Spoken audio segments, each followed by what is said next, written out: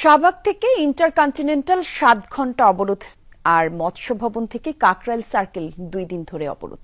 BNP নেতা ইশরাক আর ছাত্র দলের এমন কর্মসূচিতে নাকাল অবস্থা রাজধানীবাসীর। সকাল থেকে তীব্র বৃষ্টি, মৎস্য ভবন শাহবাগে বিএনপি পন্থীদের অবরোধে অমানসিক ভোগান্তিতে পড়েছেন মানুষ। কথায় কথায় রাস্তা আটকে আন্দোলন না করার অনুরোধ ভুক্তভোগীদের। Walton Washing Machine. Simplifying life with hassle-free washing. Rampura থেকে সকালে বাংলাদেশ মেডিকেলে এসেছিলেন বৃদ্ধা খাদিজা। একে তো সাথে কেউ নেই, হাঁটতে পারেন না। ডাক্তার দেখিয়ে বের হবার পর দেখেন রাস্তা বন্ধ, রাস্তায় কোনো যানবাহন নেই।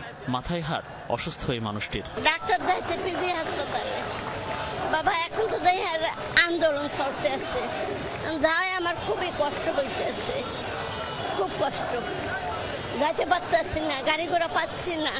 বৃদ্ধার মতো অবস্থা গোটা রাজধানীবাসীর। শাহবাগ থেকে বাংলা মোটর আর মৎস্য ভবন থেকে কাকরাইল রাস্তা আটকানো, তার উপর অফিস সময় শুরু হতেই মুষলধারে বৃষ্টি। রোগী, শিক্ষার্থী, চাকুরিজীবী, ব্যবসায়ী সবাই পড়েন মারাত্মক অসুবিধায়।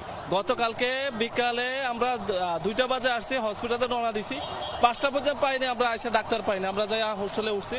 এখন আজকে আবার সকালে আইসা ডাক্তার দেখাইছি। তো এরকম প্রতিদিন করলে দেশের হাজারো মানুষ ক্ষতি হয় এবং দেশের ক্ষতি হয়। ডাক্তারকে দেখাই এখন গাড়ি ঘোড়া পাচ্ছে না, দাঁড়ায় আছে। ভয়াবহ অবস্থা। এই অবস্থা এইভাবে কতদিন চলবে? এভাবে কি চলা যায় নাকি? মৎস্য ভবন কাকরাইল এলাকা 2 দিন ধরে আর শাহবাগ এলাকা 7 ঘণ্টা অবরোধে কার্যত অচল ছিল ঢাকা দক্ষিণের অংশ। সেই প্রভাবে অচল হয়ে পড়ে পুরো রাজধানী। ঘণ্টার পর ঘণ্টা ঠায় দাঁড়িয়ে থাকে যানবাহন। গাড়ি না পেয়ে মাইলের পর মাইল হেঁটেছেন অনেকে।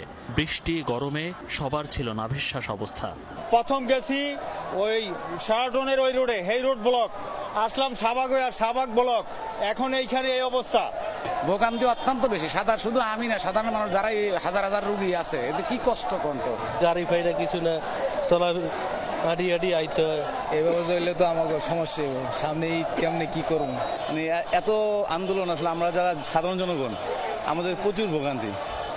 এই যে আপনার সেই হেঁটে হেঁটে আসা, সেই হেঁটে যাওয়া, এটা এই জন্য তো আমরা বাংলাদেশ এইভাবে চাইনি।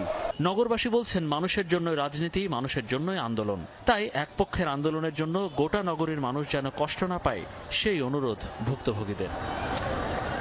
মনিরুল ইসলাম, যমুনা নিউজ, ঢাকা।